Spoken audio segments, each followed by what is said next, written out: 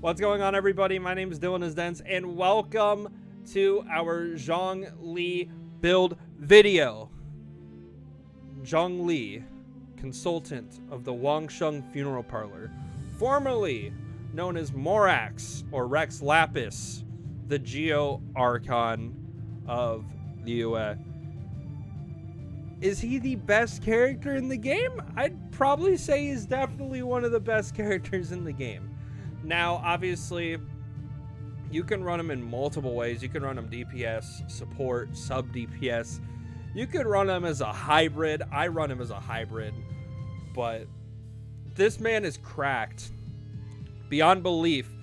We are going to be covering everything from weapons, artifacts, constellations, talents, and of course, we're going to go show him off a little bit. So if you guys are new here, make sure to hit the subscribe button down below. We are on the road to 100 subscribers, and once we do hit that milestone, we'll be building Amber. And I already have an Amos bow ready to go because I don't have Ganyu, which is very tragic. But if you guys want to see that, make sure to hit the subscribe button. Also, hit the bell icon to be notified of when I go live or I post a new video like this one. We try to get a build video out once a week. This is actually in the middle of me covering my first main team, which includes 𝙬𝙬, Zhongli, Eula, and Xingqiu. So I hope you guys are excited for the upcoming ones. We did 𝙬𝙬 a little bit ago, so hope you guys are excited for this one. Now, without further ado, let's talk about Mr. Zhongli a bit. So, obviously, he's very charming. We do love a Zhongli. Now, obviously, you can see his stats on the right side of the screen. He's got 23,000 HP, 1,381 attack, defense, elemental mastery doesn't matter. Obviously, I have him friendship 10. He's been on my team since I pulled him. Okay, let's talk about this. So, like I said, I run him as a hybrid support and sub DPS just in case I do have a team member down. He can step in. Crit rate 48%, crit damage 70. Obviously, that can be improved, but that's okay for now. Energy recharge 143. I think energy recharge is one of the most important stats in the game. I actually do have a energy recharge sands on him. It's just not up to par yet, but I'm thinking about going energy recharge because he could easily get his planet befall back over and over again, and that's kind of what I want to do with this build. Obviously, you see the resistances for being in a unique 4. Geo damage bonus 75.4%, very good, and then 58% physical damage bonus, and this actually will go in tandem with another character on my team. I will show you that later once we do a demonstration. Now let's talk weapons. Now obviously I don't have all the weapons you can use on Zhongli, so any that we talk about I will have Connor put on this side of the screen. Obviously, for the ones I do have and the ones I recommend, free to play, Crescent Pike is your best friend. Physical damage bonus for the main stat. Its effect Infusion Needle. After picking up an elemental orb or particle, normal and charge attacks deal additional damage equal to 20% of attack for 5 seconds. So this is your best free-to-play option. If you do happen to pull a Favonius Lance, hey, that'll work too. Energy recharge, like I said, it can be used and it is very valuable. You can also go another free-to-play option, Dragon Spine Spear. Also has a physical damage bonus on it. Only reason I prefer this is just because of the Infusion Needle. This one has the Everfrost Icicle, just like the others in the same set, such as the Stonetomb Star Silver. Definitely another option. It gets pretty up there with the physical damage too, which is very good. This is only at level 40, it's 38%. This is at level 90, has 33%. So it's really up to you. I may tag this on him at some point just to tire it out, but you know, it's an option. Now, if you do like to spend a little bit of money, and meaning the battle pass, you could go a deathmatch if you want to run a full DPS Zhongli. Currently, it's on my 𝙬𝙬. You should have seen that in the last build. But you can use this on Zhongli. It gives crit rate. If there are at least 2 opponents nearby, attack is increased by 20%, defense is increased by 20%. If there are fewer than 2 opponents nearby, attack is increased by 30%. So definitely another option. Obviously, other weapons you can use. Vortex Vanquisher, very good polearm. Obviously, it's the one I believe that came out when he released.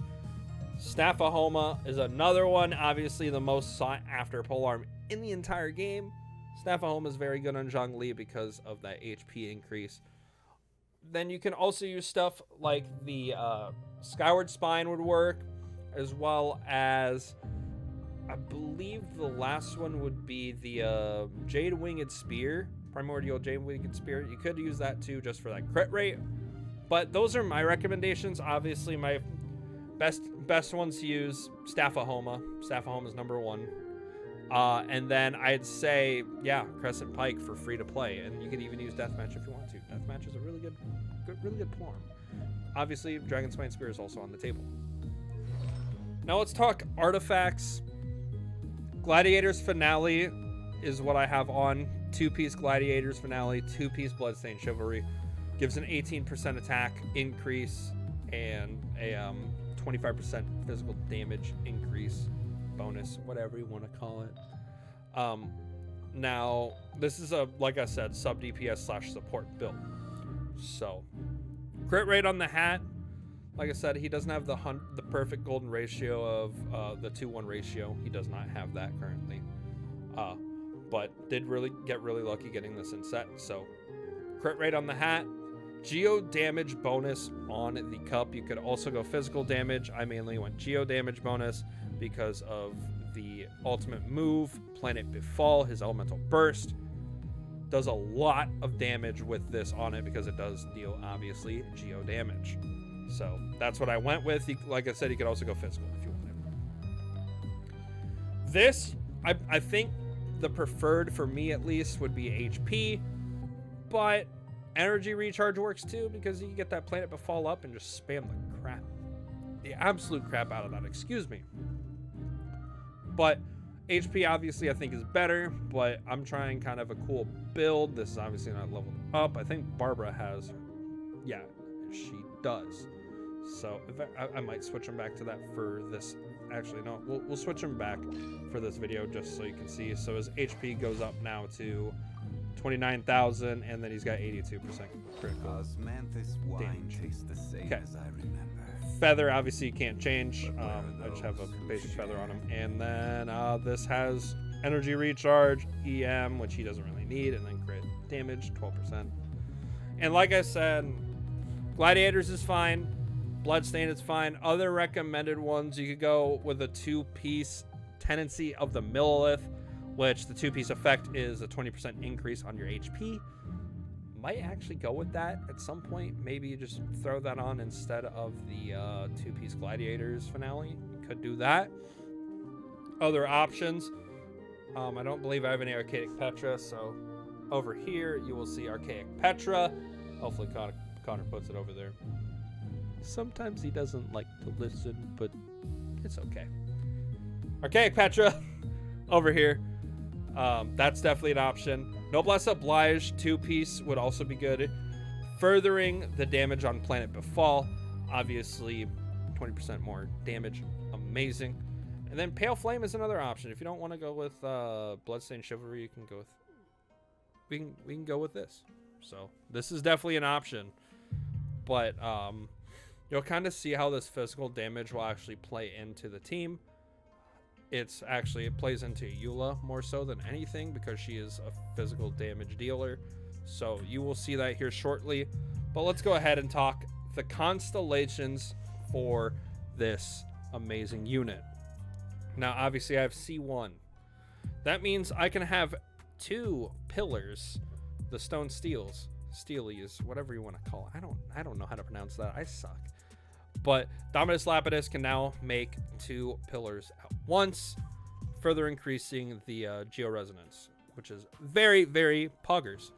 C2, Planet Befall grants nearby characters on the field a Jade Shield when it descends, and this is very, very good if you play co-op quite a bit. If you do have a C2 Zhongli, that is amazing. I know Connor actually does have a C2 Zhongli, which we've used before.